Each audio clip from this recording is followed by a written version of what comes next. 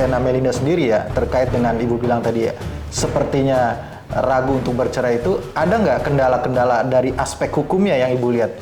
Kemungkinan ya, saya langsung pikir, oh kemungkinan apakah itu karena ada SEMA ya? Oh, ada SEMA ya. Surat edaran Mahkamah Agung nomor 1 tahun 2022 itu yang terkait hal ini gitu. Sesuai ya. SEMA itu belum cukup tuh kriteria untuk mengajukan perceraian dari pihak Vena ya.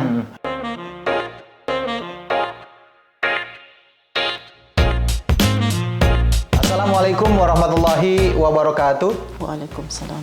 Kembali lagi di YouTube channel Halo Pengacara. Apa kabarnya sahabat Halo Pengacara? Semoga baik-baik saja ya. Dan pada kesempatan kali ini kembali Halo Pengacara akan memberikan informasi dan juga ulasan hukum terkait dengan isu-isu yang sedang viral di masyarakat yang menjadi perbincangan hangat di media sosial maupun di media massa. Bersama Bu Silviani Abdul Hamid, kita akan kembali memberikan update ulasan terkait dengan gugatan cerai yang akan diajukan oleh Vena Melinda yang ternyata diduluin nih sama Ferry Irawan dengan mengajukan permohonan cerai talak. Gitu, sudah terdaftar katanya di Pengadilan Agama Jakarta Selatan gitu. Tapi sebelum kita melanjutkan video ini, jangan lupa subscribe YouTube channel Halo Pengacara dan jangan lupa juga tinggalkan komen dan juga likes pada video ini ya. Bu Silvi sudah mendengar kabar kalau Ferry Irawan ternyata katanya si colong start. Dia yang mengajukan lebih dahulu permohonan cerai talak di Pengadilan Agama Jakarta Selatan ya Bu ya. Yang Ibu lihat nih kan, ini kan sebelumnya kita ramai memberitakan bahwa Vena Melinda akan mengajukan gugatan cerai. Ya lama menunggu ternyata Ferry yang mengajukan lebih dahulu gitu. Yang Ibu lihat, ini sebenarnya ada strategi apa yang ingin dicapai oleh Ferry Irawan khusus dalam hal ini kuasa hukumnya gitu? Ya, memang cukup menarik ya, karena kan kalau kita lihat Vena Melinda pun beberapa kali mengungkapkan nggak ada perdamaian gitu kan, baik dari dia sendiri maupun dari kuasa hukumnya. Jadi orang juga berpikir kapan ini kok ngomong terus mau mengajukan gitu kan gugatan cerai, tapi kok belum terrealisir walaupun alasan kuasanya kan masih diproses. Mempersiapkan ini itu, terus yang terakhir bahkan sudah siap semua, tinggal ajukan laporan. Tapi tidak kunjung juga didaftarkan. Kunjung didaftarkan. Ya memang mesti ada alasannya ya. Nggak mungkin ya, apalagi dengan pengacara ya. Pasti pengacaranya punya alasan-alasan strategi tertentu. Kan selama ini kita pikir mungkin strateginya atau mungkin bahkan orang berasumsi jangan-jangan Vena nggak mau cerai gitu ya, hanya sekedar mau seperti yang kasus-kasus sebelumnya bahwa sekedar memberi peringatan gitu ya bagi pelaku KDRT. Tapi makin kesini kan makin kelihatan makin menguat gitu ya. Bahkan sampai Vena Melinda pun di press conference-nya bilang bahwa dia siap bekerja sama dengan Komnas Perempuan mau menjadi duta bagi korban KDRT gitu, khususnya perempuan gitu kan. Artinya sudah makin mengerucut dan nampaknya perdamaian juga makin sulit didapat ya, sebagaimana yang diinginkan oleh pihak Ferry Irawan. Sampai semua udah dikerahkan segala upaya untuk berdamai, tapi juga kan dari pihak Venanya malah makin lebih kekeh ya, kuat bahwa tidak ada perdamaian.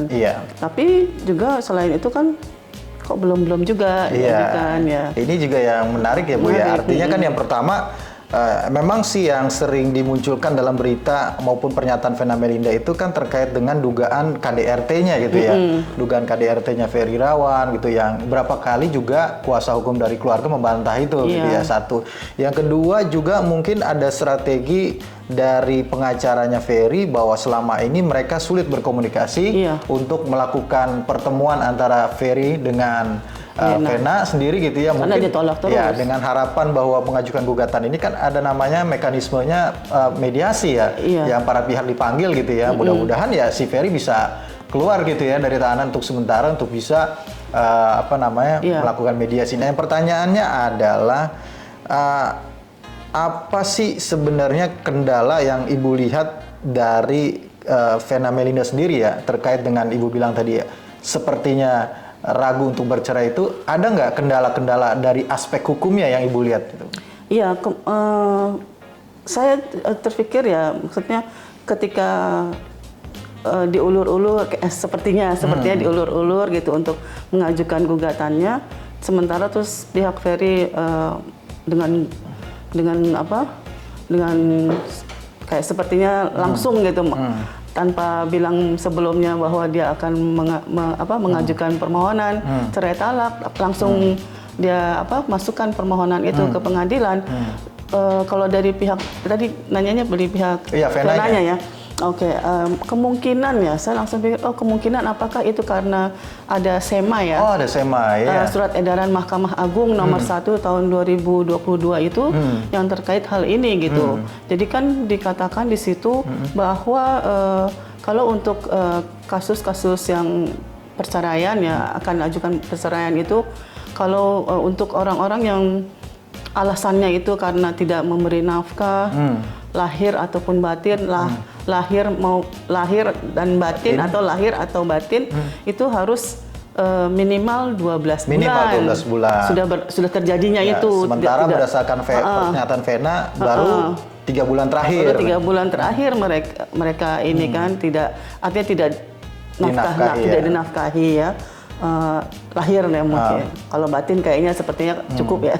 Kalau pengacaranya bilang juga salah satu alasan yang akan diajukan katanya perselisihan terus-menerus, Bu. Kalau perselisihan terus-menerus dalam SEMA nomor 1 tahun 2022 itu dikatakan kalau alasannya perceraian itu karena pertikaian atau perselisihan terus-menerus itu minimal 6 bulan mereka pisah tempat tinggal.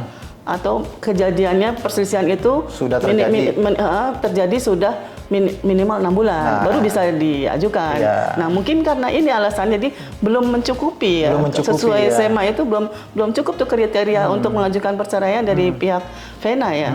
Dan ini juga yang agak kita ini juga menarik juga adalah bahwa Ferry ketika dia mengajukan kan sebenarnya ada kewajiban yang harus diberikan nanti, Bu ya.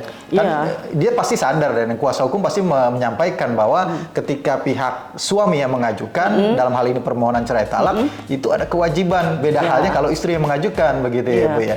Ya, kalau pihak suami dia harus ada nafkah idah dan ada hadiah pula ya, uang mut'ah gitu ya. Mut'ah hadiah untuk istri yang ditalak. Tapi kan kalau itu sesuai kesanggupan. Kalau mut'ah itu biasanya dari pengalaman Ibu penanganan perkara itu nilainya itu seperti apa, Bu? Cara penentukannya? Ya itu sesuai dengan penghasilan dia mungkin ya. Apakah dibuktikan dengan kalau dia berpenghasilan dengan penghasilan, tentu dibuktikan dengan slip gaji dan lain-lain ya, yang menunjang itu. Dan pastinya hakim akan mengikuti kemampuan dong. Nggak mungkin kan dibebankan untuk orang yang nggak berkemampuan terus sekian banyak. Contohlah misalkan dia tidak punya harta gitu kan, tidak punya rumah, tidak punya mobil, tapi si istri minta mut'ahnya adalah rumah dan mobil gitu ya. Kan, itu kan sesuatu yang di luar kemampuan begitu ya. Artinya dalam hal ini dari sisi Ferry ya itu bukan kendala ya. Artinya walaupun mungkin ada maksudnya ada yang harus kewajiban dipenuhi sebagai suami yang mentalak istri, tapi kan itu sesuai dengan kemampuan dia. Iya. Hakim nggak akan. Kalau nafkah idah itu sendiri, Bu, dia berapa lama, berapa banyak dia diberikan? Ya sesuai kemampuan juga kan. Untuk berapa banyak? Ya selama masa idah. Masa idah 3 kali berarti ya. 3 kali ya. Tentu ditetapkan juga berdasarkan kemampuan begitu ya. Nah kalau dari uraian kita yang tadi kita sudah sampaikan bahwa ada kemungkinan memang ini adalah bagian dari strategi mempertemukan kali ya, Bu ya. Mempertemukan Vena dalam hal ini mungkin kuasa hukumnya dengan Ferry melalui kuasa hukumnya untuk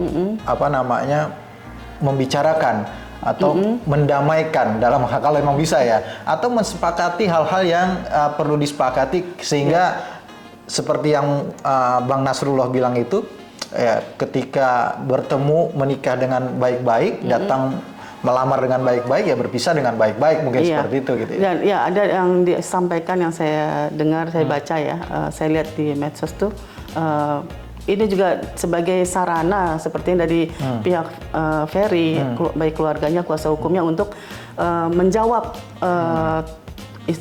tuduhan-tuduhan yang menurut mereka nggak betul itu, membuktikan bahwa tidak benar ada baik KDRT tidak memberi nafkah, kan dikatanya kan, terus dibilangnya hanya ya nggak punya modal apa-apa sebagai suami gitu kan, jadi mereka ini sebagai sarana itu gitu loh. Jadi dalam hal ini kalau misalnya mungkin berhasil gitu mereka dengan tujuannya itu, salah satunya itu selain cerai itu, tentu kan itu akan membersihkan namanya Ferry di masyarakat. Karena alasannya kita dengar itu kan karena harkat dan martabatnya Ferry sudah dijatuhkan sebagai suami begitu ya. Maka itulah alasan dia menggugat. Jadi penting banget memang bagi pihak Ferry dalam hal ini untuk mengajukan permohonan talak, apalagi sudah tertutup sepertinya jalan damai kan? Sudah tertutup ya. Sepertinya ya, sampai ibunya yang udah tua. Tapi yang tertutup bisa kebuka lagi Bu mungkin ya. Ya walau alam. Insya Allah maksud. Ya, mungkin itu yang bisa kita sampaikan pada kesempatan kali ini Bu Sylvie. Terima kasih atas waktunya sudah menemani, dan terima kasih juga kepada Halo Pengacara, sahabat Halo Pengacara yang sudah menyaksikan video ini sampai dengan selesai. Jangan lupa terus dukung Halo Pengacara dengan memberikan like, komen, share video-video Halo Pengacara, dan jangan lupa juga subscribe YouTube channel Halo Pengacara. Sekali lagi terima kasih. Salam Halo Pengacara. Assalamualaikum warahmatullahi wabarakatuh. Waalaikumsalam warahmatullahi wabarakatuh.